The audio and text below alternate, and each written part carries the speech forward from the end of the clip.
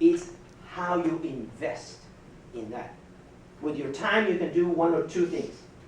Either you invest in your time, or you waste your time. And if you invest in your time, you're going to get some rewards back. If you waste your time, that's it. You're not going to get anything back. So it's up to you to figure out what you're going to do with those 24 hours. You can invest on it, or you just going to waste it. But if it's wasted, can't blame anybody else except yourself. Okay, that was a good question. Anybody else? Yes? How do you travel? So if you go internationally, they might not even have airports. So how do you guys fly in, get there, mobilize? Okay, good question. About 8 years ago, I went to Hurricane Isabel in Maryland, and I had my partner of crimes. You know, we always go in disasters. We drove the truck that we have, one of the trucks we have from the Red Cross, we drove all the way to Maryland. Sometimes you fly, but it's either one of those two. Either you fly there or you drive there. When we have disasters locally, we usually meet in Farmington or in East Hartford, depending on where, and we get together and we take the truck that we have over there and then we go to the scene. But that's a good question. I haven't heard anybody that had gone on the train. Okay. Yet. So probably there might be somebody, but because of the need of getting there as quick as possible, we use the fastest way of traveling. So do they expect you to have a backpack ready to be operational? What are you supposed to bring when you go on a disaster? I have not this little bag, but I have another bag that is just sitting there ready. I have my clothes, my toiletries, and my information. And as soon as I know that I'm going to go, that's the bag I grab and I go. Okay? We provide those things in disasters. Now, sometimes when we go abroad, not always we stay in a hotel where we can rest. Sometimes we have to stay on a cot. When we had Katrina, all we had were cots because there were no hotels available.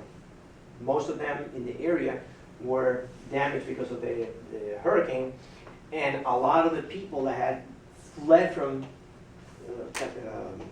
New Orleans, excuse me, they had gone to other hotels in the area. So we had to sleep in cots. And you know, they tell us, okay, this is a hazardous situation. Don't expect to have a DoubleTree, Hilton, or any of the others available. Yes. Anybody else? You too quiet.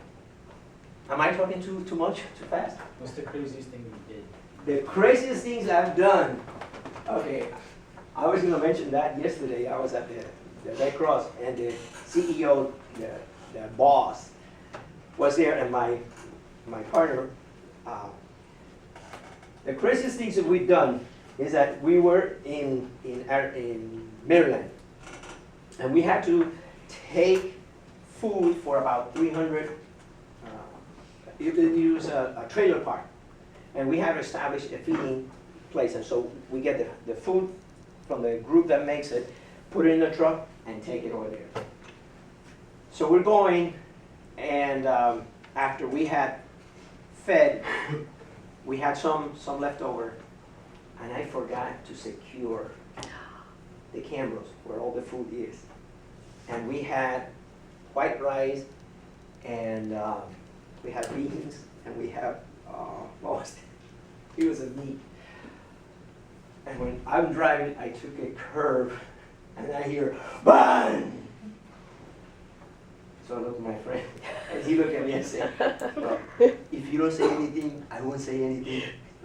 So we pulled over, the entire floor was full of all the food was there. At least we were coming back, we were not going, we were coming back, so we had to clean it up the best we could. And we didn't mention to anybody until the night. Because every night we'll get together. There were 3 trucks. We'll get together and we talk about things that happened during the day. And that was that was probably the craziest thing that had happened to us. But the good thing about it is that we talk about it and we just get all that out. And it's like it's rewarding that you get those things out. Do you remember where you were in 9/11? Yeah, I was in Like the two. my grandma's house. 9/11, I was working in Hartford. And then an hour after the first plane hit the towers, they activate my unit to go to New York. So I went to my principal and he said, no problem, let's go to the superintendent and make sure. We send information to the superintendent and the reply was, request denied. I said, request denied? You know, like, this is not Club Med that I'm going. This is a national disaster. No, request denied.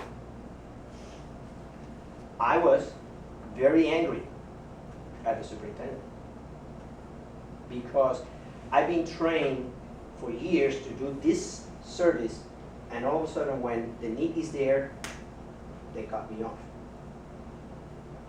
Yes, I was angry. I didn't have a way to get that anger out.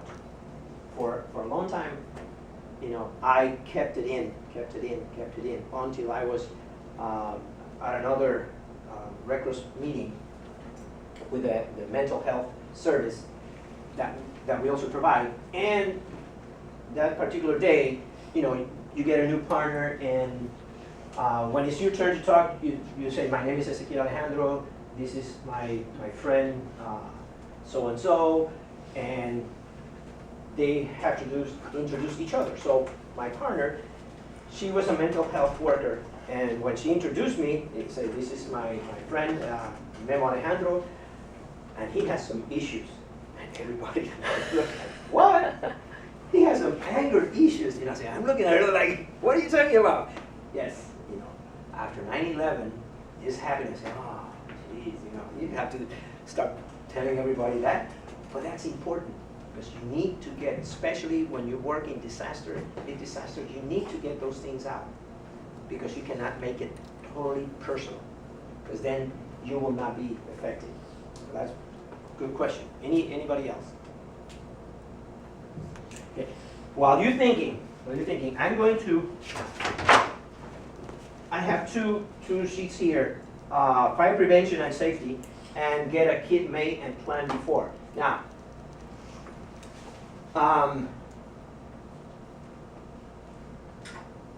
90% of the people never plan ahead. And what we're trying to do is trying to teach people to plan ahead. Okay? When you say, well, fire prevention. Okay, yeah, I don't light up the trash with, no. Common sense. A lot of these things are common sense. And what we're trying to do is teach people to prepare and don't wait until a disaster happens to start preparing. Now, one free advice I'm going to give you. How many of you in your house are renting? Renting. If you're renting, tell your parents to get renter's insurance. Renter's insurance is less than $200 a year. It could be $150 a year. But if anything happens in your house, everything is going to be covered. I go to a lot of fires, and one of the things we ask them is, do you have renter's insurance? And they say, no. They lost everything. But if they have renter's insurance, they will get all those things back. So think about it and tell them, please, get renter's insurance. Just take one and pass it down. We'll give him one. Yeah. You had a rough night last night. Okay. Here. Take one. Oh, okay. Do you have any other questions for me? Yes.